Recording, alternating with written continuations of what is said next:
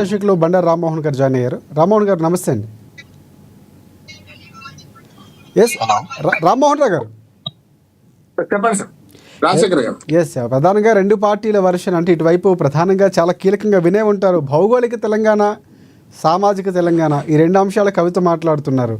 ఒకటి భౌగోళిక తెలంగాణ వచ్చింది తప్ప సామాజిక తెలంగాణ రాలేదని పార్టీ ఆమె పెట్టబోతున్నటువంటి వార్తలు వినిపిస్తున్నాయి.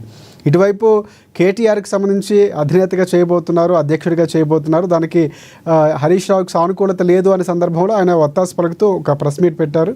క్లియర్ కట్గా కేసీఆర్ ఏం చెప్తే అదే ఫైనల్, ఆయన బాస్ మాట మేము పరిపాలిస్తాం, ఆ దిశగా వెళ్తామని చెప్తున్నారు. సో అయితే ఇక్కడ ఏంటి అసలు పార్టీలు విలీనాలు, ఇటువైపు అన్వేష్ ప్రభాకర్ ఆయన చాలా క్లియర్ కట్గా చెప్పారు కాంగ్రెస్ పార్టీలో విలీనం చేయబోతుంది బీఆర్ఎస్ పార్టీ అన్నటువంటి వ్యాఖ్యలతో ఆయన చేస్తారు. అసలు ఈ అంటే టీఆర్ఎస్ పార్టీ బలహీనపడింది లేకపోతే మార్పులు రాబోతున్నాయి అన్నటువంటి సంకేతాలు నిజమంటారా, లేకపోతే రాజకీయ వ్యూహంలో భాగంగానే బయటకు వస్తున్నాయి అంటారు? రాజశేఖర్ గారు మీకు అట్లాగే ఏకనామే సదా ప్రీతి మా రామ్మోహన్, మీ యువమిత్రుడు రామ్మోహన్ కి, అట్లాగే వేదాలు మన శివకుమార్ గారికి నమస్కారం. మన ఏఎన్ఎన్ ప్రేక్షకులకు కూడా నమస్తే. సాగినంత కాలం నా అంత వాడు లేడందరూ, సాగకపోతే ఊరికే చతికేలా పడిపోదురు అన్నారు. అంటే ఏమైందంటే పార్టీలు అధికారంలో లేనప్పుడు ఒక రకంగా ఉంటాయి, అధికారంలో ఉన్నప్పుడు ఒక రకంగా ఉంటాయి. అంటే అన్ని పోతాయి. ఇప్పుడు అధికారంలో ఉన్నప్పుడు ఎట్లా ఏది ఎటు చేసినా చెల్తాయి. అధికారం లేనప్పుడు ఏ చిన్న పని చేసినా దాన్ని ఒక్కోసారి అది బూత్ అవుతుంది. రామ అంటే బూత్ అవుతుంది. వాళ్ళు చూస్తున్నాం కదా, మనకి ఎక్కడెక్కడో కాడు గడిపించిన సెంటిమెంట్ మొదలైంది. ఇప్పుడు అది మన రామపగుడి దగ్గర. అందుకని నేను ఏమంటున్నానంటే అధికారంలో ఉన్నప్పుడు పడతాయి రాళ్ళు, అధికారం లేనప్పుడు కూడా రాళ్ళు. విచిత్రం ఏంటంటే అధికారంలో లేనప్పుడు రాళ్ళు పడుతుంటే ఈ పార్టీ ఎక్కడో ఓటు ఉంది అని మనం గుర్తించాల్సిన అవసరం ఉంటున్నారు. అధికారం లేనప్పుడు రాళ్ళు పడుతున్నాయి కదా ఇప్పుడు మనకు. అందుకని బీఆర్ఎస్ పార్టీ సొంత వ్యవహారం, యాక్చువల్ గా అది మనకు సంబంధం లేదు వరకు చెప్పాలి. కానీ శ్రీశ్రీ గారు అంటారు, మహాకవి శ్రీశ్రీ, ఎవరెవరి ప్రైవేటు బతుకు వారి వారి సొంతం, పబ్లిక్ లో నిలబడితే ఏమైనా అంటాం టామ్ టామ్ టామ్ టామ్ అన్నాడు. కనుక ఇవాళ హరీష్ రావు గురించి మనం మాట్లాడుతున్నాం అంటే అది మన పిచ్చి కాదు, ఖచ్చితంగా అవసరం అంటున్నాను. ఎందుకంటే ఎందుకు అవసరం అంటున్నానంటే ఆయన గురించి చాలా సార్లు ఇవాళ రాలే, మొదటి నుంచి వస్తున్నాయి. 2005 చూసుకోండి, రాజశేఖర రెడ్డి గారి గవర్నమెంట్ లో అప్పుడు ఒక మంత్రిగా అట్లాగే శాసనసభ్యుడిగా మంత్రిగా ఉన్నారు. అప్పుడు ఏమైంది, ఒకనాడు రాజశేఖర గారిని కలిసి వచ్చిండు ముఖ్యమంత్రి, అప్పుడు ముఖ్యమంత్రి. కలవగానే అయిపోయింది, చంద్రబాబు నాయుడు ఎట్లా మా మామను మోసం చేసాడు, ఈయన మోసం చేస్తాడని ఆనాడే అన్నాడు. అంటే ఏమైంది, నేను కేసీఆర్ బతికున్నంత కాలం కేసీఆర్ గారి వెంట ఉంటే ఆయన అనుంగు శిష్యుడిని, నేను ఆయన ఏం చెప్తే ఇంట ఆయన ఆజ్ఞను శిరసా వహిస్తాను, దాటను జవదాటను అని ఆనాడు ఇదే మాట మాట్లాడి ఇవాళ కూడా. అంటే మనం ఇప్పుడు ఈ మాట ఎప్పుడు 20 ఏళ్ల క్రితం సంగతి నేను చెప్పేది. 20 ఏళ్ళ నుంచి అదే పాట మనం అనుమానిస్తూనే ఉన్నాం, ఆయన అక్కడనే ఉన్నాడు.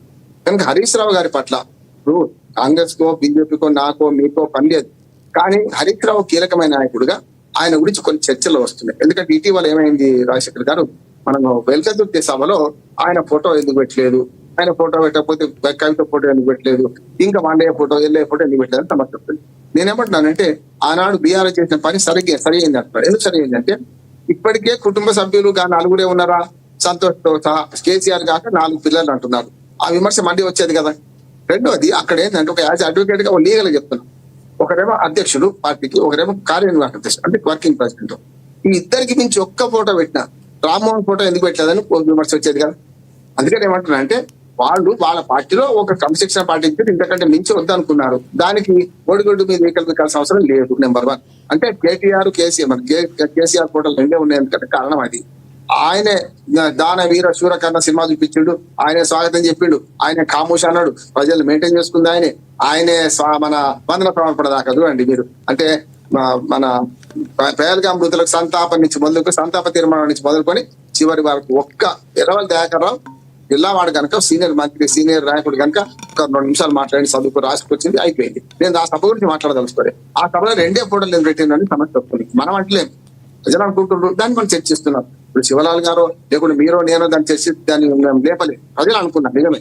కనుక ఇవాళ ప్రజలు ఇంకోటి ఏమనుకుంటారంటే ఇవాళ కేటీఆర్ గారిని అధ్యక్షుడు చేస్తే ఎట్లా అనే దానికి వస్తుంది. అంతర్గత వ్యవహారం. ఇంతకుముందు రామ్మోహన్ అన్నట్టు అక్కడ వాళ్ళు కార్యకర్తలు ఎన్నుకుంటున్నారు. పార్టీ ఎప్పుడైతే అధికారంలో లేదో ఈ ఎన్నికలు ఇవన్నీ ప్రాసెస్ పూర్తి చేస్తుంటారు. ఇప్పుడు బిజీ ఉంటారు కదా వాళ్ళు నాయకుడు. కేసీఆర్ గారు కూడా ఇప్పుడు మాజీ వార్డు మెంబర్ పైన కలుస్తున్నాడు, ఆనాడు కలవలేదు, ఇవాళ కలుస్తున్నాడు. అవసరం. నేనేమంటున్నానంటే ఇది ఎన్నికల ప్రాసెస్ జరుగుతున్నది. ఇవాళ వీళ్ళది కాదు, బీజేపీ ఎన్నికల ప్రాసెస్ జరుగుతున్నది. ఇన్నిసార్లు జిల్లా అధ్యక్షులు ఎక్కువ ఎంపిక కాలేదు. ఇవాళ రాష్ట్ర అధ్యక్షుడు ఎవరైతారో సమస్య ఉన్నది కదా. కాంగ్రెస్ పార్టీ కూడా ఎన్నికలు పోతుంది. అంతకంటే ప్రజాస్వామ్యం కోసం తప్పనిసరి ఎలక్షన్ కమిషన్ కోసమే ఎన్నికలు పెట్టుకోవాల్సి వస్తుంది. ఇక్కడ కూడా కేటీఆర్ అవుతాడు అంటే నష్టమే ఉందని నేను అంటున్నాను. ఒకవేళ హరీష్ రావు కేటీఆర్ అంటే అది వాళ్ళ అంతర్గత వ్యవహారం అంటారు. కానీ ఒకటే రామ్మోహన్ రావు గారు అంటే కేటీఆర్ ఒకవేళ అధ్యక్షుని చేస్తే పార్టీలో కొంతవరకు బయటకు వచ్చే పరిస్థితి కనిపిస్తుంది. కొంతమంది ఎమ్మెల్యేలు వెళ్ళిపోతారను ఇలాంటి వార్తలు మీరు కూడా వినింటారు, మీ వరకు వచ్చి ఉంటాయి. ఎందుకు కాంగ్రెస్ పార్టీ, ఎందుకు బీఆర్ఎస్ పార్టీలో ఇన్ని వార్తలు వస్తున్నాయి? అంటే నిప్పు లేని పొగరాదంటారు, నేను కాదంటలేదు.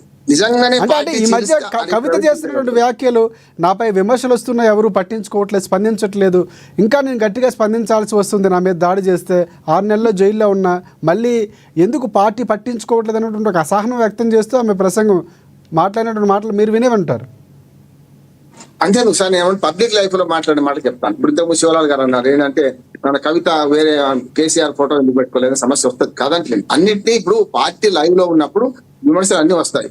అంతేందుకు ఇప్పుడు కేటీఆర్ గారే ఈ మధ్యన ఒక ప్రముఖ టీవీ ఛానల్కి ఇచ్చుకుంటూ అప్పుడెప్పుడు కాంగ్రెస్ పార్టీలో కలుపుతామని పోతుంటే, తెలంగాణ వచ్చిన కొత్తలో సోనియా గాంధీ కుటుంబానికి కృతజ్ఞతలు తెలిపిపోతుంటే ఒక వాదన వచ్చింది, అప్పుడు ఒక వార్త వచ్చింది, ఒక పుకారు వచ్చింది. నిజమే కావచ్చు అని కాంగ్రెస్